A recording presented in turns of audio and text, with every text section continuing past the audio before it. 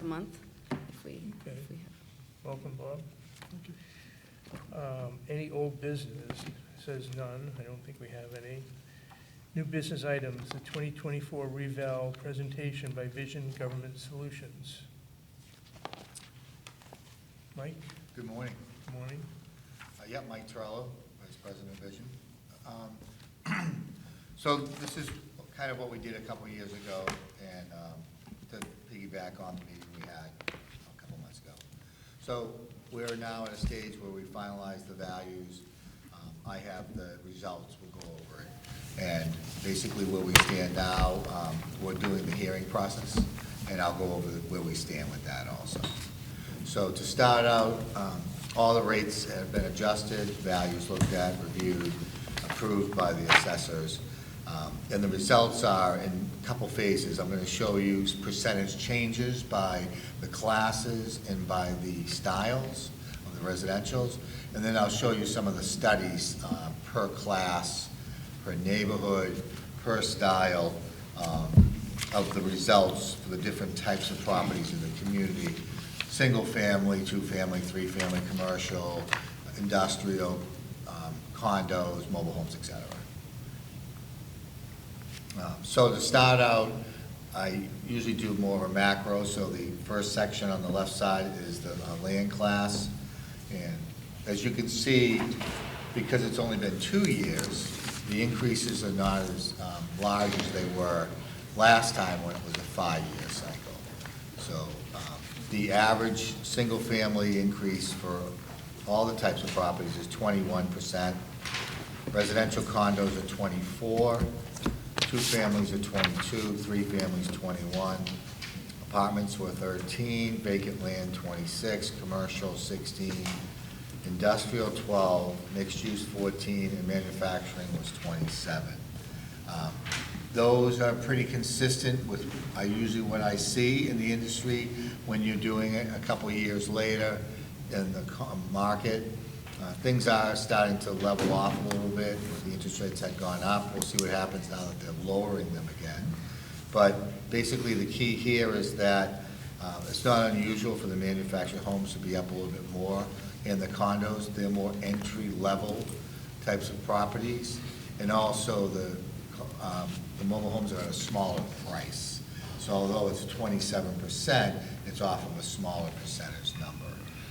Everything, I think, on the classes are pretty consistent. The commercials and industrial apartments tend not to quite go up as fast because of the leasing and so forth.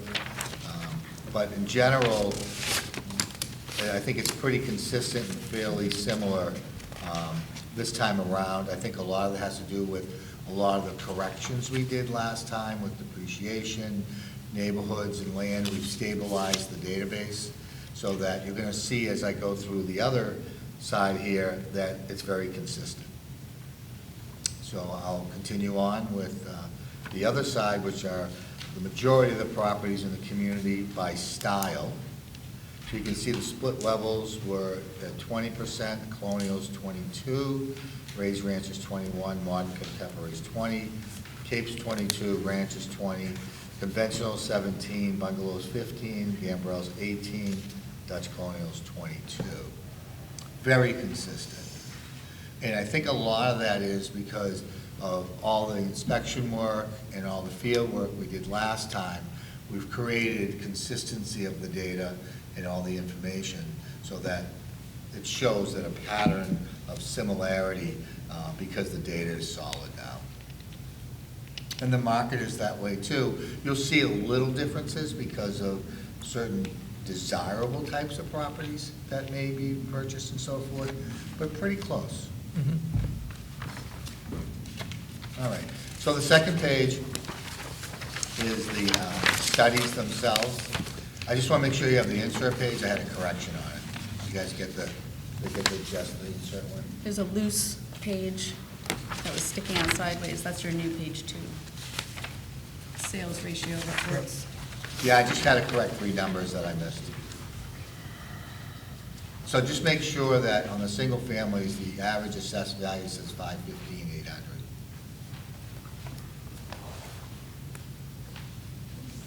Does everyone have that? Yeah. Yeah, okay. All right, so this, it basically gives you this first one is about land class for the residential, so single family, two family, three family. The number of sales, the mean and the median ratio that we're at now, and then the coefficient of dispersion, which is basically the, how tight the data is, so forth, like the bell curve, and the smaller the COD, the tighter the information is and more accurate. It's required to be, for the singles under 10%, twos and threes under 12%, so they're well under. The average assessed value for the singles is 515.8 for all assessments, two families 483.8, and three families 527.6. Probably the reason why the single family is a little higher is you still have higher end type properties that bring it up a little bit more in the community. These are well within the statistics required. We would need to be around 100%, and they are. Then if you look down to the second column, it's the styles. Now, some of them are very small sample sizes. Anything under like 15 or 20 is difficult to have any statistical analysis, but I put in all of them anyways. And all the major classes, as you can see, are well within a percent or two of what the assessments were.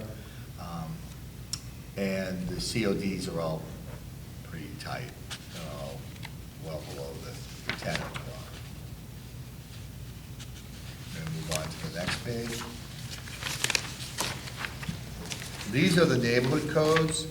I also had Jessica insert a kind of an identification of what they are on the left side.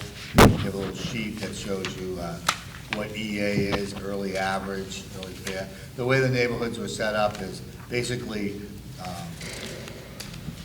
older type neighborhood areas and newer type neighborhood areas. So the new or the early, and they're all tied to fair, average, good, or superior. So getting back to the third page, you'll see the neighborhoods. EA would be early average, or early fair, and you'd have new average, new fair, and the mean and the median for each of those, and the COD. So again, with the larger sample size, you can see that everything is relatively within a few percentage points of the 100 for the mean and the median, and the CODs are all low. Mike, could you tell me what FH and HF are? French Hill, FH. What- So that sheet you have the sheet right Like here? this one right here, that one right there. Oh, That's where the okay. codes are, but, yeah, I'm sure. Oh, I see, okay. That's an area. So I've been holding my questions until the end of the presentation, but why is French Hill the only identified neighborhood called out? Yeah. Special area that it was set up. Jess, I don't know if you can explain that a little better. Or... I can't, it's before my time, but we can check it out. Yeah, It's, I think it was the type of housing stock that was there. but does it still need to be singled out? Does another neighborhood need to be singled out? I mean, because French Hill, okay, we all know about French Hill, but there are other neighborhoods like it. Yeah, that was there last time when we had it. We can look at it. It's very small, it's two, but it's a question we can look at. So this is a question for some of the other tables we'd already gone through. Again, I was holding off, but, so am I understanding that this would suggest that, using French Hill as an example, there were only 2 sales of single-family homes in that 1-year period between April 1st, 23 and March 31st, 24? Or is it merely that or is it just that we only looked at 2 of those sales? To qualify. 2 qualified sales. 2 qualified sales. But the thing is, are they multis or are they singles? I believe the single, but I could look at the detail for you. This is titled single family. This is single family, so they'd be single. Okay.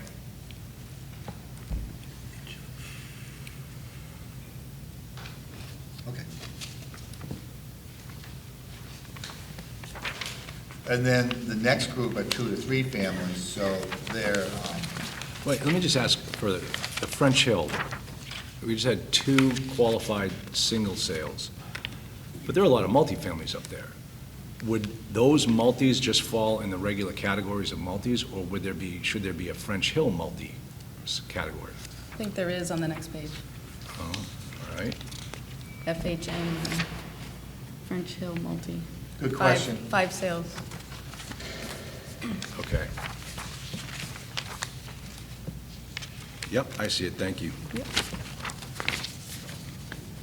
Yeah, so, and then we look at the 2 to 3s because they are valued a little differently, and their neighborhoods are also set up so that they can be modified slightly if they have to, but they have a similar type of neighborhood setup where it's early or new, and you also have the code.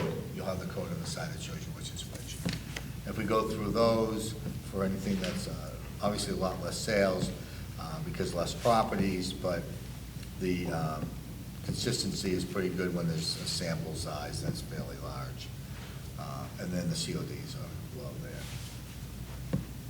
The next item were the mobile homes.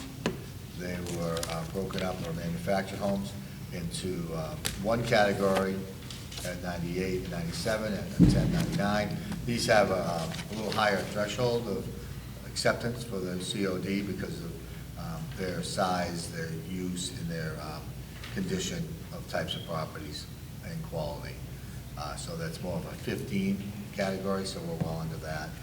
And then you have style 20, which is the standard mobile home, and then the double wide are the larger ones. And then again, our median and mean are very close in that. The next one are, on the next page, are condominiums. And the totals there are 99, 99, 100, and these are all, again, when you get into the styles of them, we have a sheet on the left side. They're condexes, detached, garden, and townhouse, or just standard condos. And they're broken out like a style would be for a house and so forth. They tend to draw a little bit of different value depending on the market and what they're interested in, if it's a garden or townhouse or condex or detached. So they're all identified here, and they're all, again, very close to the mean and median, and the CODs are low.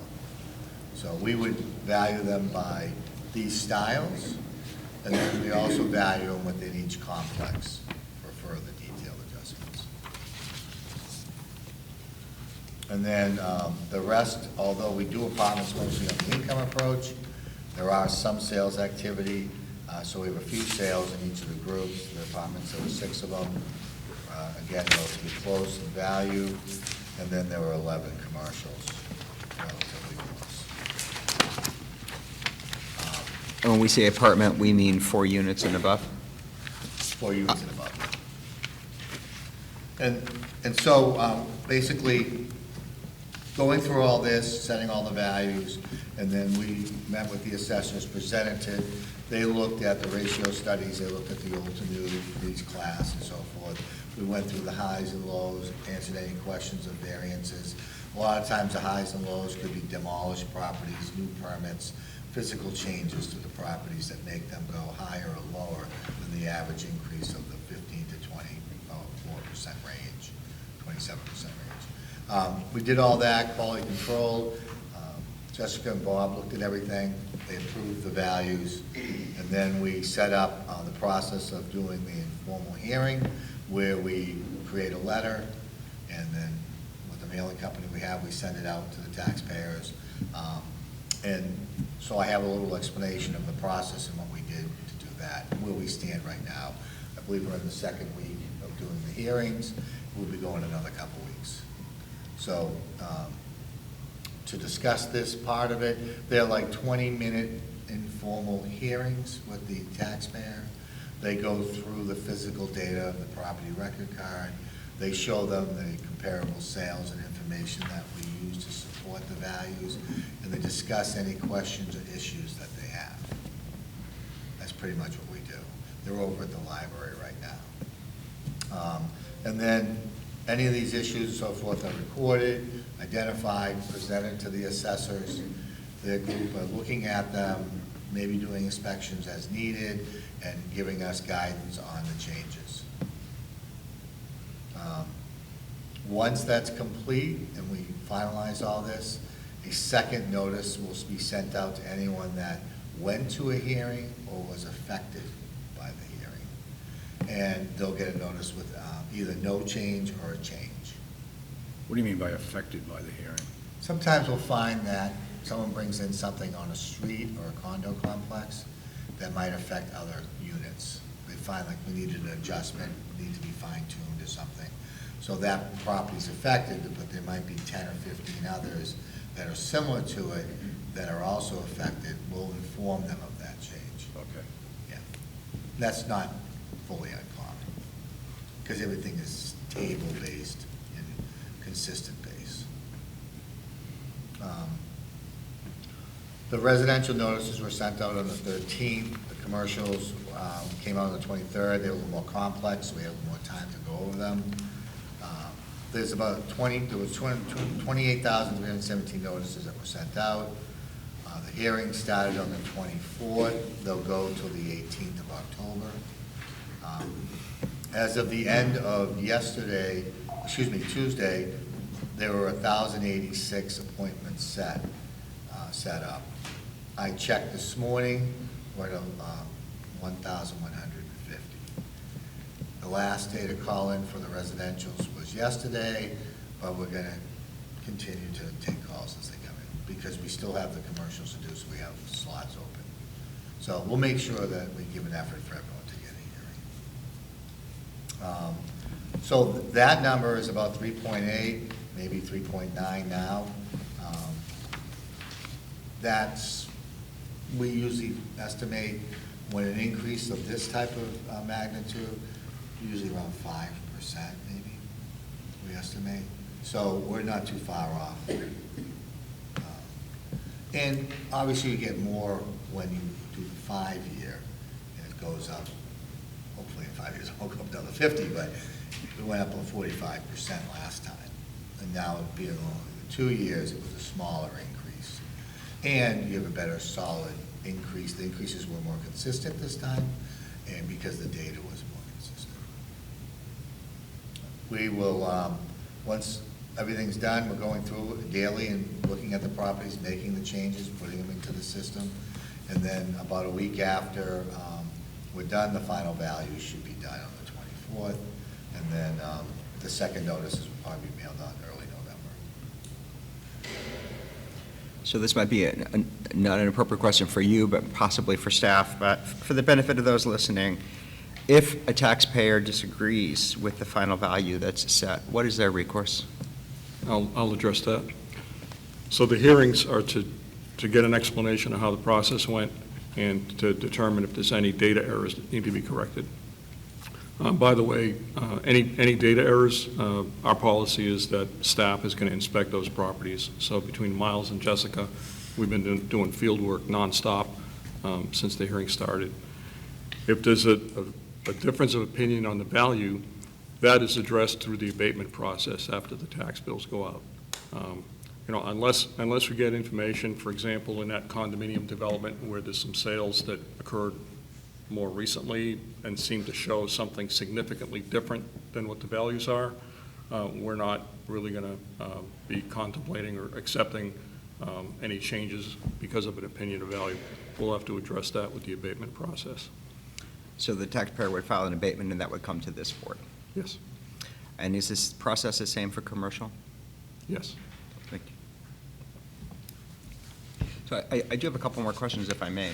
But one is just really, in some of the categories, whether they're the neighborhood categories or they are the land use code or the style of, say, the home, the sample sizes are very small, in some cases as small as 1. Are we comfortable that that sample size is sufficient? Well, the sample size is the sample size, but we have data from 22 and 24. So for the small ones, I'll look at that other data. It's just confusing to try and put it in the report here. So, because really we were concentrating on 1 year. But whenever you have a small data set, we expand it or we compare it to another area. Yeah. Thank you. Good question. And if I could add something to that, when the Department of Revenue does their statistical analysis on these, they don't break it down into as many categories, but for the categories they break it down in, anything that has less than 8 sales they disregard the results because statistically, those don't mean much. If it's below 8, you can't rely on those. Anything with more than 8 sales, they're certainly flagging that and taking a look at that. I thought it would be good for you to see everything. Transparency is huge with me, good or bad. Absolutely. But it at least shows you that the small sample we have are still relatively in the area of what the other adjustments were. And that is because of the added work we do to look at larger sample sizes and also maybe comparable areas. And if I may, could you explain what the land use class mixed use means? Oh, so that is, 01, 03, it's basically a apartment with an office or an Retail. apartment with a retail. Right. Yeah, and usually that's the majority of the mixed uses. If So- you have a mixed use, we do want, that's a good question, because to clarify, there can be mixed uses, like a plaza that has offices and retail, but that's not mixed use. That's mixed uses of a commercial type property, where this is something where it's a residential and a commercial combined. Well, I think you said that wrong. Mixed use is commercial and residential. If you had offices and retail. That's mixed that- uses. That would, you call that with an office? Not mixed use, it's a mix of uses for commercial, Okay, but that property would be considered entirely commercial. which I said. Yeah, at the end. okay. Right. The different uses of a commercial property, Correct. yes. Whereas a mixed use is a property that has a mix of apartment and commercial. Residential and commercial. Yeah, which is Okay. good to hash it out, make sure everyone understands it. Yeah, Yeah. yeah. Maybe we could say types of uses for commercial. I thought that would be the case, but I'm assuming that's why. Because the type might be like a retail type or an office type, where the mix is the residential and But essentially, your change in value falls pretty much right in the middle of apartment and commercial. commercial. Yeah. Which would, Right. I mean, is it standard for you to use 1 to 3 as a residential and 4 plus as an apartment? it's really more the use of the property itself. How much of it is being used as residential, how much of it's being. Oh, I'm used- not speaking to the mixed use. I'm speaking to strictly a residential property. You've got apartments as 1 to 3 units, 3 family. Oh, yeah. But in the apartment world, 1 to 4, we consider residential. 5 plus to get financing is a Yeah, I think most of the revaluations, either 4 or 5 higher, depends on the area. okay. And I could clarify that a little bit. The state considers anything 1 to 4 as residential, Yeah. and anything 5 and up is commercial, when they do those statistics. Right. So, So Yeah. the state does it that way. We're doing it slightly differently? No, I think that the 4s are treated the same as the 1, 2s, and 3s. Okay. There just really weren't many sales, so most of the sales, the 6, 4, 5s, and 6s, but even the 5s and so forth can be treated. It's kind of complicated, but it's really tied to kind of, is it adjusted as a per unit value, as the units get higher? Or is it, when it's 1, 2, 3, 4, is it a neighborhood that's similar, you have a neighborhood adjustment because they're smaller and they're really valued more like they would the small units? Whereas when you get up to higher numbers, they're valued per unit. Yeah, so it's really that neighborhood unit change, and the 4s are valued like the 3s. All right, getting back to the neighborhood issue. This whole concept of French Hill being treated differently than other parts of the city. What would happen, a comparable property in French Hill and a comparable property over here on Elm Street or Maple Street? 2 different sections of the town, but relatively similar neighborhoods. What would happen to the valuation on the French Hill property versus the one on, over here in the Tree Streets? Yeah, we can look at it. I can't give you any of that Yeah, now. I'm just curious as to Yeah, why. we'll look at that small little adjustment, what they're doing, and how it compares to the other show. Okay, Yeah. Making notes, Bob, for us to take a look at Any other questions? Are the neighborhood areas mapped? Yeah, you guys have a GIS mapping of I it, right? believe we do, the layer in the GIS maps, is it? Yeah, we've used them before, so we Yeah. have it. Historically. I think Nick can get us that. So that would be publicly available? Yes. Thank you. That it I'm for good. questions?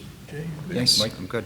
Yeah, it's nice to see you guys. You too. Thank you. I think in general, it's gone very well, and the assessor staff has done a really great job. And it's great to have Bob on board, to have an additional person to assist us.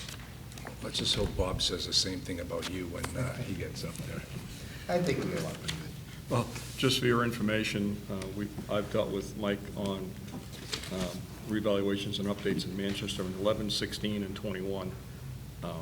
So we have a working relationship that we both understand where we're coming from, so comfortable with how he responds to our concerns when we see something, and that's the important part. And we're very similar in following the proper methodologies, set forth for the state and for like the IAAO assessors organization. Okay, at this time, we have some members in the audience. If they have questions, I'll say at the beginning that you have 5 minutes to ask questions. We may or may not provide an answer right now. We may have to get back to you on the answer.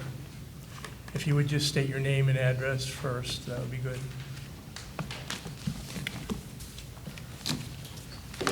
My name is Bill Ferrio. My home is number 35, Indian Rock Road. I had a couple of questions about the handout here. I had questions about the tables on the second and third pages. I would have expected the sum of the counts of the table entitled Sales Ratio Reports, Single Family Style. I would have expected the sum of that counts to add up to 422, as in the, on the first table, the one called Sales Ratio Reports, Land Use Code 1 to 3 Family. Hey, Doesn't Bill, seem- we could we're flipping around here trying to find which page you're on. So I'm on this page here. This is page number 1. The corrected. I'm on page number 2. Okay, but we might need the corrected one. So I would have expected the second table, the count, the sum of the count on the second table to equal 422, Okay. which is the count on the first table. Doesn't seem to add up to 422. And I would say the same thing about on page 3, the sum of the count of that table. I would have expected that also to add up to 422. It doesn't. Yeah, there's some small categories that I didn't put in of houses with a few in it. So these were the major categories. All right, so like you said, if it's below eight property size, you left them off? These are just the major ones, yeah. Some Well, of no, them because last. we have some here that are fewer than 8. Okay, that's right. Yeah, there's 1, 7, 2. So like what type would you have left off? I don't know, there's other kind of odd ones, Cape raised and little things like that, that have small numbers on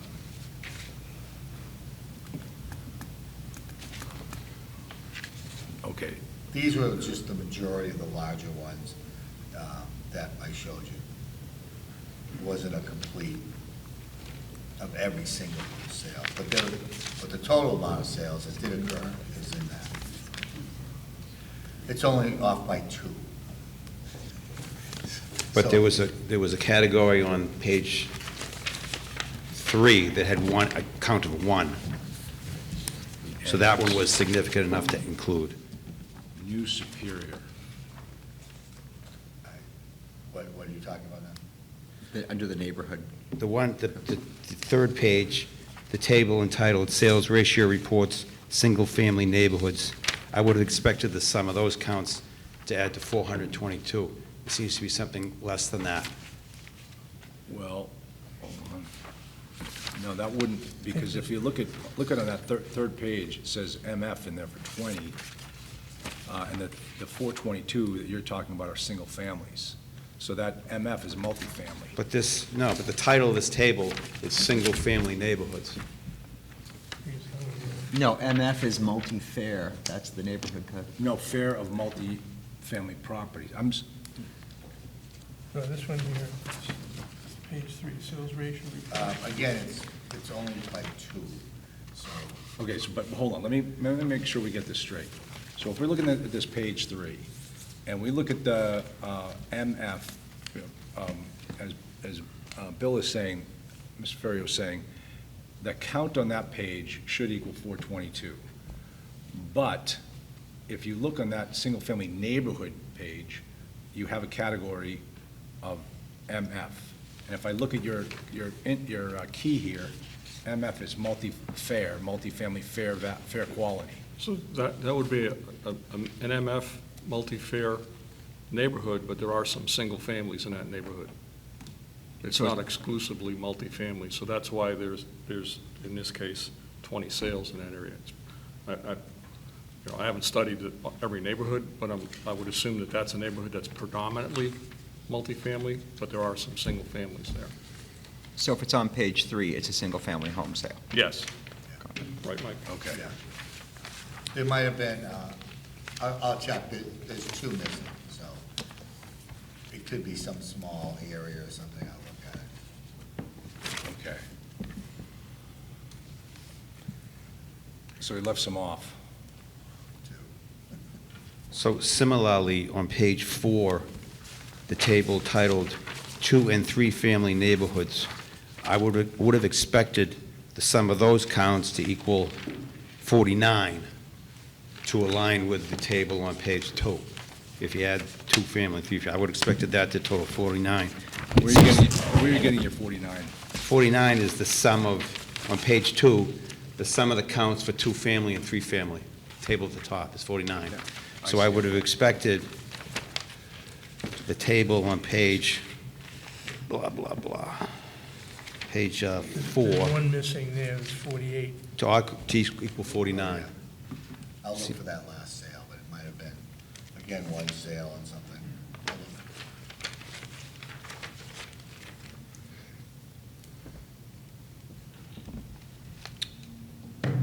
look. Just one more moment, please. Sure. Can you talk about the equalization ratio that Vision uses in their model? We don't use the equalization. Is that something for the state law? What are you talking about? So the Vision's target when they do an update is 100%. The equalization ratio is the result of the Department of Revenue's study It's 5 minutes. on the sales that have occurred between October 1st and September 30th, surrounding it April 1st. And that's the result. And the median ratio, the equalization ratio, is what's used for abatements and other purposes. But it doesn't come into play with the Vision work. Their target is 100%. Okay, thank you. Can you talk about when the record cards will be available and posted online for the public? For all the residential homes? The what? When will all the cards be updated and available? I can address that, but I thought we weren't I thought public comment was for public comment, and we would address questions at the end. So he said questions. I'm just confused Oh, I on the didn't see- process here. I just wanted you to clarify something. So, Okay. I believe traditionally Nashua posts all of the updated property cards after the tax bills have gone out in the December timeframe. Because it's an IT process that takes a while. So once the values are finalized and the tax bills have gone out, the web updates to the most recent property card every year annually. Okay. yeah, Thank you. thank you.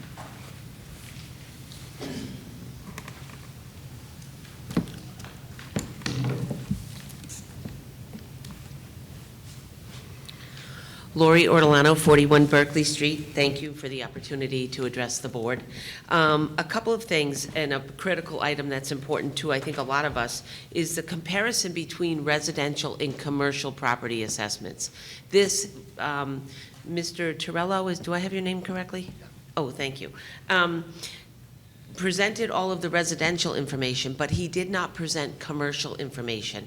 This is critically important to us because we had a shift in 2022 where residential properties were carrying a heavy burden because the commercial properties had suffered more during COVID, shifts in malls, other things going on. And so, you know, the hope was that in doing this revaluation in 2024, that we would close that gap between the weight that the residential properties would have to carry. And in 2022, Vision gave us an update, and they gave us all of those numbers. They gave us the commercial, they gave us the residential, so we could see the percentage difference. And it was about a 10% difference. Residential properties were weighed 10% heavier. They were carrying 60% of the total assessed value of the city versus commercials, which were carrying 40.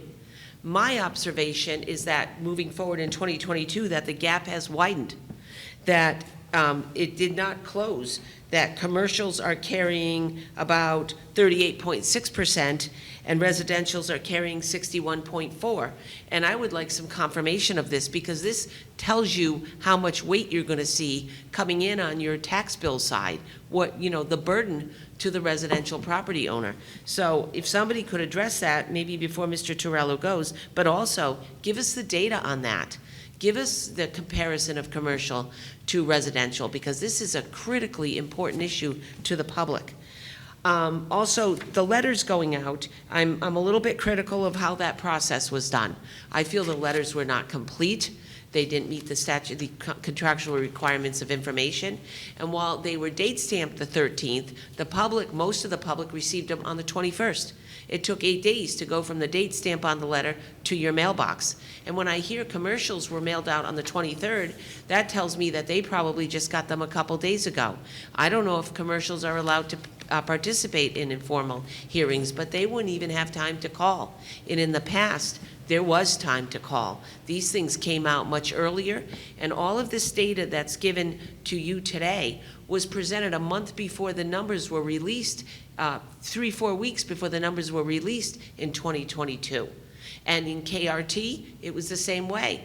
There was an information package available that gave all of the comparative data that was available to us once we got our letters in the mail. I can tell you there was just a huge amount of distress and confusion.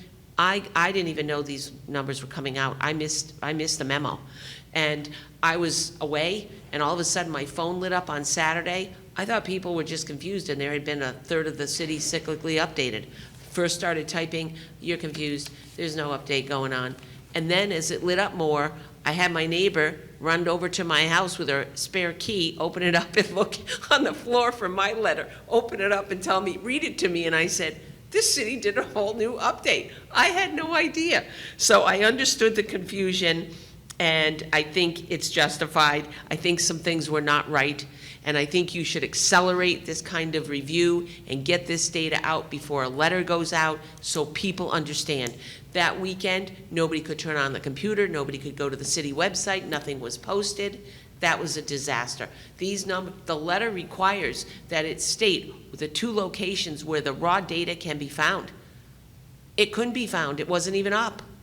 So I also want to say that the spreadsheets were just put online. We want our data in Excel spreadsheets. Why? Because when it's 490 pages long of numbers, you got to have it in a working format so people can sort it. We have a lot of intelligent, technical people in this city that want to be able to look at things and understand it. Beautiful, hats off to them. If you give it to us in a PDF form, that doesn't really work. The Excel form was loaded yesterday, but from what I am hearing, some of the columns are locked and they can't access the data. So if Vision could check the Excel spreadsheet to make certain all the columns are opened, readable and sortable, we would really, really appreciate that. The other thing is the sales data in the past, the spreadsheet listed the housing style. This year, the data took the housing style off. A lot of people want to pull sales of comparable house styles. They don't necessarily have to, but if you're in a neighborhood where you didn't have sales and you have to branch off into another neighborhood, they would prefer to use comparable homes to their style. That's been removed from the spreadsheet. If there's any way to put that sales data in, it would be terrific. And also, I just want to point out, I believe you used 1 year of sales data for this assessment, this update, statistical update. I am always a little bit critical of not grabbing 2 years, particularly on high-end homes where you don't have a lot of sales data or numbers can vary a lot. I know of high-end homes that sold in 2022 for 1.15 million, 1.2 million, and they're assessed at 950 in the update. They moved from 830 to 950. They're not even close to what they sold to 2 years ago. They're more than 20% below. And hey, the burden's got to be carried by everyone. And I am in agreement that the wealthy have to carry their fair share too. And if you don't look at those properties closely on the high amounts, there are some pretty nice gifts going on there. And I'm always a proponent of broadening the review of some of that sales data in certain categories. I've overdone my time. I really appreciate you giving me the time. Thank you very much. Thank you. Anyone else? Okay. Could I ask a follow-up question? Sure. Just on the question of commercial property, is that or will the data be available? I do notice that we have a pretty comprehensive breakdown in terms of neighborhood and style when it comes to residential, when it comes to the single-family residential in particular. Are there similar breakdowns for commercial and industrial, and is that information available? That's done by the income approach, so that's a different approach. So Right. there's, the income approaches are done on them and reconciled, so Bob has all that in their database and it's available. And I would point out there were 11 commercial sales, so that's pretty small in total. I'm not sure how useful it would be to provide a breakdown of the categories. You But might the have 0 or 1 sale in a lot of the categories. But to follow up on the commercial, according to your reports here, out of all of the use types, commercial had the highest spread in the COD of any property. I mean, is that, what are we going to see with the reval? 11 sales. It's based on the I income know. approach. You going to stick with that? So, That's what I know. But, I mean, I understand what was just said. We all know what's going on with the income on multifamily or commercial property, so what type of thing are we going to be seeing, do you think, with Well, the the reval? percentage changes are in there now. As for the individual properties, Bob can have a report taken out and, sure, anything that they need, I'm sure they can run it on the Patriot system if he needs it. Yeah, so for me, that would be helpful. You're in the business, so you know. I don't know, so I only can speculate. Yeah, I mean, but remember, we have to be fair across the board, and you get those super luxury homes that had the high valuation, and they've come down. Same is going to happen with the commercial. I mean, the value of these properties has come down. Yeah, I can't. But it has to, talk about we have, individual ones, but they were all looked at and valued. If we needed to do sales that were, 22 or 23, we looked at them. The contract here, and what we displayed was the most recent sales for this report.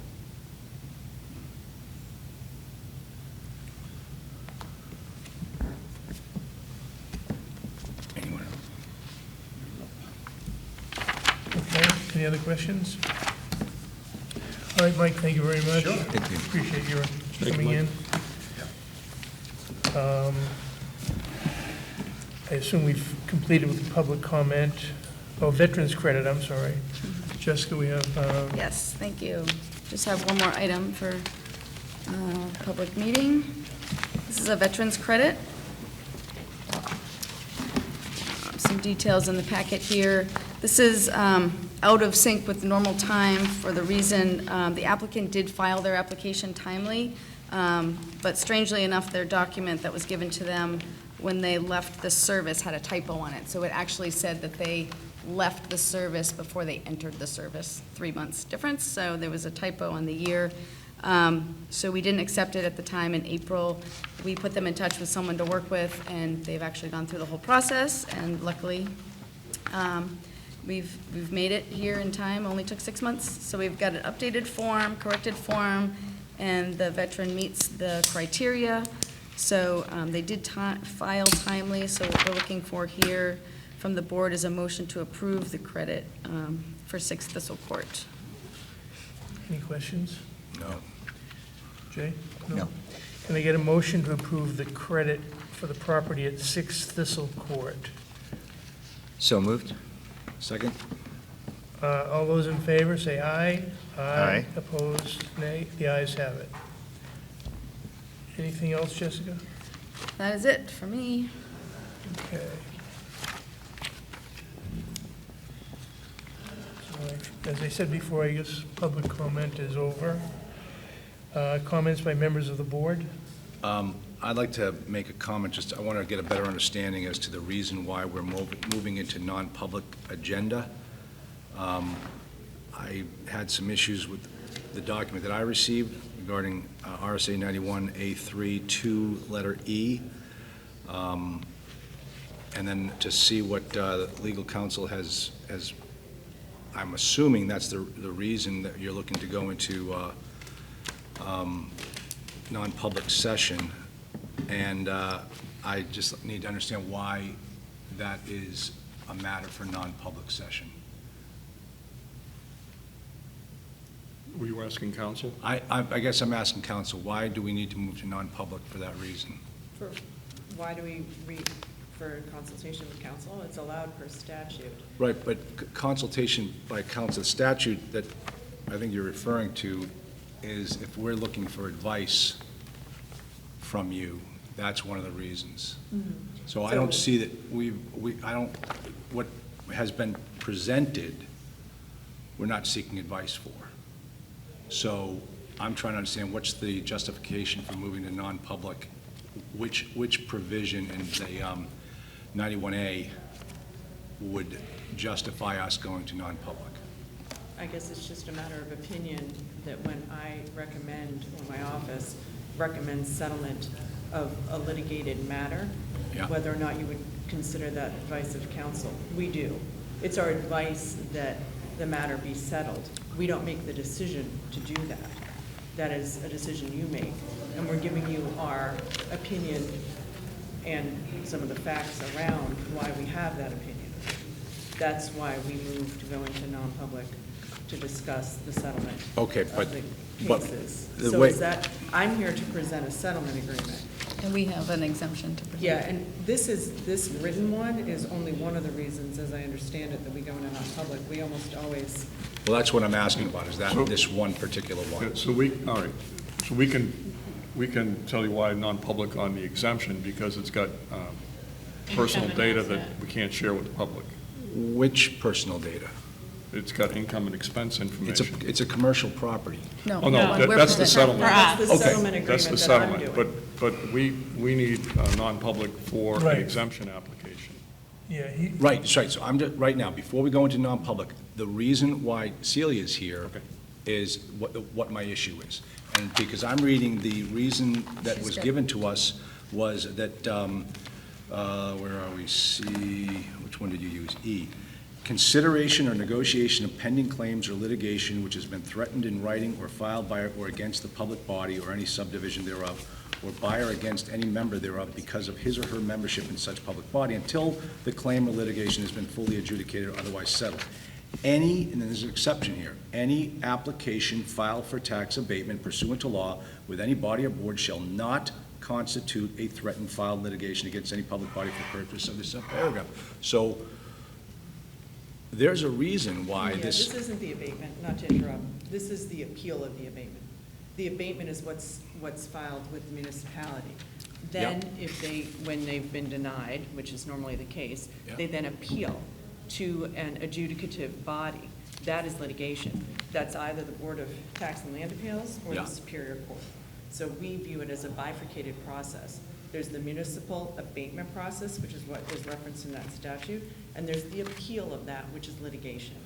You see, there's a, and I went back to try to find, I couldn't find, there was a rule or a statute that said that if there is something filed with the Board of Land and Tax Appeals or Superior Court, we can't touch it. Do you know what you, I have no idea what you're talking about. Okay, so You I'll are, go back for and the find it. city of Nashua, which has a distinct Board of Assessors by charter, you are the authority to settle these matters. We have to come to you.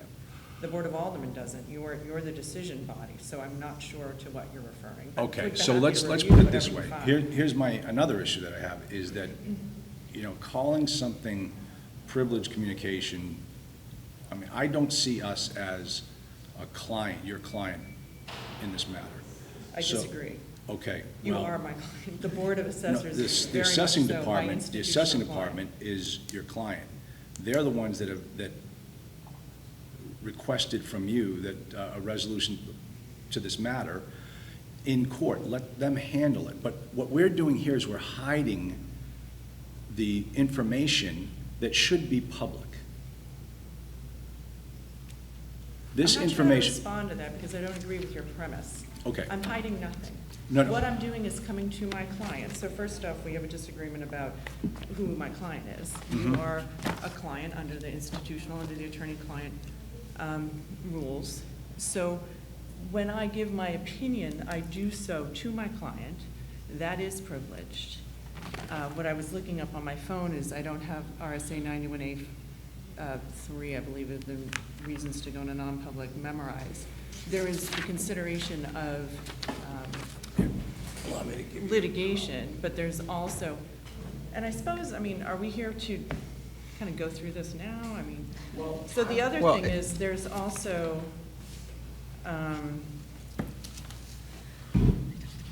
there should be, yeah, we could just go to L. For the legal Consideration advice. of legal advice. I mean, But- that's fine too, because I believe what is read is actually different than what's here, so. Right, I mean, I it think can there's be two either. things. Perhaps Consultation we with need to legal clean that counsel, I up. believe, is a non-meeting, and then there is consideration of items that, pending litigation. It's either. You can either right. go into a non-meeting or you can go into non-public Right. session. So if I may, is the information that's included in this packet confidential? The legal advice on whether or not to settle is, we consider confidential attorney-client communication. Right. And when I discuss it with you, I normally, as I believe we've gone through before, I go into litigation strategy and my feelings of where I think the court would go, or facts that we gave more weight to or not. If the other side or that became public, that would weigh against this city. Frankly, we wouldn't be able to settle anything. Honestly, everybody would be like, oh, well, we read back in the minutes that you did this, that, and that, and May so I- we're not gonna do it. May I ask a question? Go ahead. Would it be appropriate to go into non-public to hear that advice and then make your decision in public? Yeah, that's a good idea. So I don't think the settlement agreement is confidential. Nor has it ever been treated as such. Okay, so. It's my So discussion of it. maybe that's the Okay. distinction, is the recommendations and the basis therefore should be treated as non-public, but then when you deliberate on whether you're going to approve the settlement agreement, that be done in public. All right. So what is, I'm sorry, what is confidential? I think that could be problematic, though, if they then have further questions, or if there is then discussion of the points that council raised. But yes, absolutely, upon, the settlement agreement itself is public. It's filed often, with either a court or the BTLA. So the fact of the settlement isn't, and often supporting documentation around it is all public, particularly at Superior Court or BTLA where it's already been submitted. It really is the memo that is written from my office and either Steve or I's presentation and the discussion back and forth. So that is, and that is not hiding, that is meant to make sure that our clients and this city have the best legal advice they can in making their decisions. All right, Jay, I liked your If I could question. interrupt just for a moment, do we need Mike for anything else? No, I think so. Oh, Thank you, Michael. Well, I'll give you a call when we talk about some of those items. Yep, Okay, yeah, sure, thank you. didn't want to interrupt. thank you, Mike. Thank you. Nice meeting you. Yeah. Jay, you had asked what in this package is confidential and what isn't. right, I'm assuming it is the memo. that's confidential? In this case, it is, because both of these appraisals have been disclosed and are public in the past, and I assume in the future. There will be times that my office will share with you attorney work product, which a appraisal is, until it's disclosed. There is Supreme Court law that states that if you get an appraisal or another report from an expert, if it doesn't help your case, you don't have to disclose it. It is, in fact, attorney work product and confidential. There have been times when we've gotten appraisals that we have not shared with the other side. We've gone forward and settled the case. So, but I will, and we have shown you those appraisals to support our recommendation. In this case, both these appraisals have been, well, the taxpayers definitely, and ours has been shared, so it's public. So it is the memo. Okay, so can you give me that case regarding the appraisal being kept? The reports, sure. Yeah. If you could email me that, that'd be great. Okay. And again, that's only for ones that we don't disclose. We do disclose them generally, but not always. If they're going to be used, they have to be disclosed. Right, if they're going to be used, but we don't always. But you don't have to disclose them otherwise. Yeah.